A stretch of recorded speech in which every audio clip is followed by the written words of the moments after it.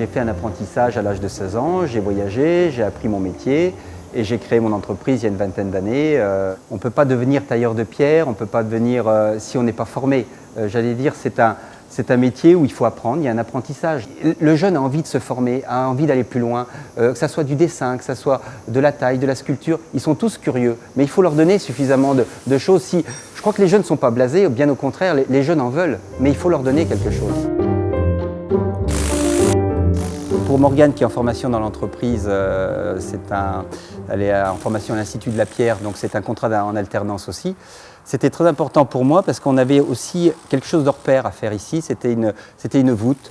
Grâce à cette formation-là, j'ai pu lui confier cette tâche. C'est un diplôme qui s'adresse quand même à des personnes qui souhaitent prendre des responsabilités. Ça donne une meilleure aussi peut-être lecture de qu'est-ce qui se passe dans mon entreprise, comment ça fonctionne, les organisations, les charges, des choses comme ça, la gestion du matériel. Voilà. C'est vrai qu'on a une autre vision.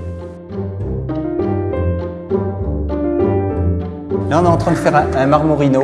Cette technique, elle s'apprend dans différents pays. En France, on l'a un petit peu perdu, cette culture de la chaux en pâte. Et là, on a été la chercher en Espagne.